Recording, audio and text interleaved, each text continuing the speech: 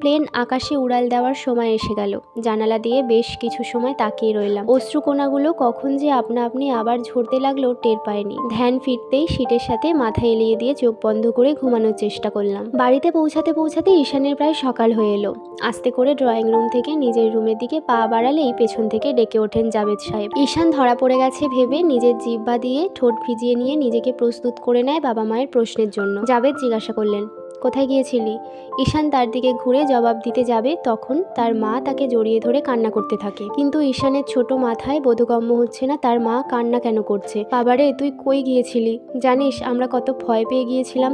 আমরা তো ভেবেছিলাম তুইও আনাজার মতো আমাদের উপর অভিমান করে চলে গেছিস। আবারও কান্না শুরু করে দেয়। ঈশান তখন বুঝতে পারে আর মনে মনে ভাবে, আপিও তো এমনই এক ভোরে চলে গিয়েছিল।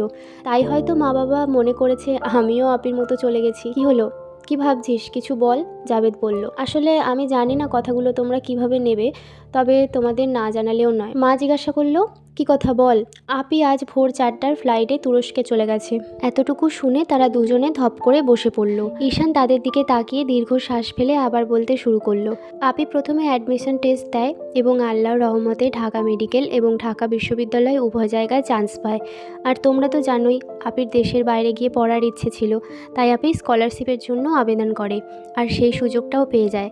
আজ ভোরেই তুরস্কের উদ্দেশ্যে রওনা হয়েছে সে। কথাগুলো বলে ঈশান নিজের রুমে গিয়ে আনাইজার দেওয়া ফাইলটা নিয়ে আসে, মায়ের কাছে দেয়। এশা বেগম প্রশ্ন করেন, কি এতে? ঈশান আনাইজার বলা কথাগুলো মাকে বলেন, তোমার উপরে ওর অনেক অভিমান, কিন্তু দেখো তোমার শখ, তোমার আপিকে নিয়ে দেখার স্বপ্নটা ঠিকই ধরে রেখেছে। আজ এমনভাবে তোমার ইচ্ছে নিজের মধ্যে লালন করেছে যে আজ দেশের বাইরে গেছে মেডিকেল পড়ার জন্য। এশা বেগম ফাইলটা বুকের সাথে জড়িয়ে ধরে কান্না করতে করতে নিজের ঘরে চলে যায়। সকল প্রকার ঝামেলা শেষ করে এইমাত্র হোস্টেলে প্রবেশ করে আনাইজা। এখানকার নিয়মকানুন অনেক কঠিন, তা প্রবেশ করা মাত্রই আনাইজার বোধগম্য হয়ে যায়। একজন তাকে সকল নিয়মগুলো বুঝিয়ে দেন এবং সাথে করে নিয়ে যায় তার জন্য বরাদ্দকৃত রুমে। সেখানে প্রবেশ করা মাত্র একটা মেয়ের দেখা মেলে। হয়তো সে আজ থেকে তার নিউ রুমমেট, মনে মনে ভাবে আনাইজা। মেয়েটা তাকে দেখে এগিয়ে এসে সুন্দর করে স্বাগতম জানায়। আনাইজাও হাসি মুখে তা গ্রহণ করে। আনাইজা ব্যাগ রেখে ফ্রেশ হতে চলে যায়। ফিরে এসে সামান্য কিছু খেয়ে সে শুয়ে পড়ে। ক্লান্ত থাকায় শোয়ার সাথে সাথে সে ঘুমে তলিয়ে যায়। তার ঘুম ভাঙে পরের দিন সকালে। ঘুম থেকে উঠে আনাইজা তাড়াতাড়ি ফ্রেশ হয়ে এসে তৈরি হয়ে নেয়। আজ থেকে তার নতুন ক্লাস শুরু।